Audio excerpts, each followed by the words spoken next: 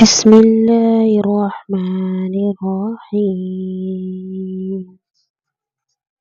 زندگی کے سفر میں ہم کئی بار ایسے مواقع کا سامنا کرتے ہیں جب جس کام کو انجام دینے کے لیے پوری کوشش کرتے ہیں، اس کے باوجود بار بار رکاوٹیں آتی ہیں۔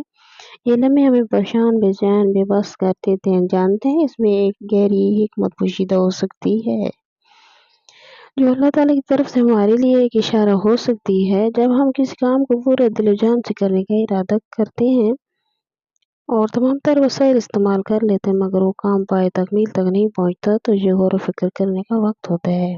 اور یہ رکاوٹیں محض اتفاق نہیں ہو سکتی، یہ ممکن ہے کہ اللہ تعالیٰ ہمیں روک کر کسی بڑے نقصان سے بچا رہا ہے، یا ہماری زندگی کی کسی اور راستے کی طرف رہنمائی کر رہا ہو جو ہمارے لیے بہتر ہے۔ قرآن مجید میں ارشاد ہوتا ہے، اور ہو سکتا ہے تم کسی چیز کو ناپسند کرو اور وہ تمہارے لیے بہتر ہو، اور ہو سکتا ہے تم کسی چیز کو پسند کرو اور تمہارے لیے بری ہو۔ اللہ تعالیٰ جانتے ہیں اور تم نہیں جانتے۔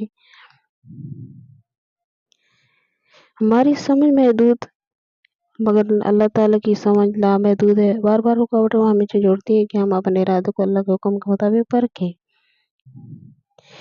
اور رکاوٹوں کے دوران ہمارا رویہ کچھ اس طرح ہو کہ نمبر 1، صبر اور دعا۔ صبر کرنا اور اللہ سے رہنمائی طلب کرنا ضروری ہے۔ ہو سکتا ہے کہ اللہ ہماری دعا قبول کرنے میں تاخیر کر رہا ہوتا ہے کہ ہمیں بہتر عطا کرے۔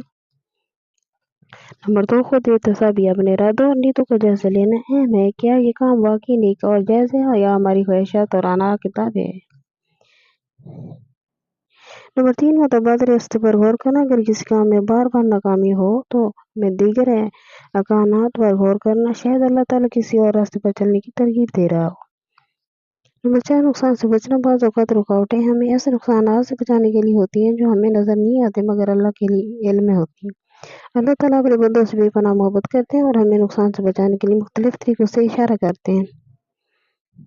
بار بار رکاوٹیں ان میں سے ایک اشارہ ہو سکتا ہے۔ یہ ہمارا کام ہے کہ ہم ان اشاروں کو سمجھیں اور اپنی نیت کا جائزہ لیں، اور اللہ کی حکمت پر بھروسہ رکھیں، اور اس کے فیصلے میں سکون اور اس کی مرضی میں خیر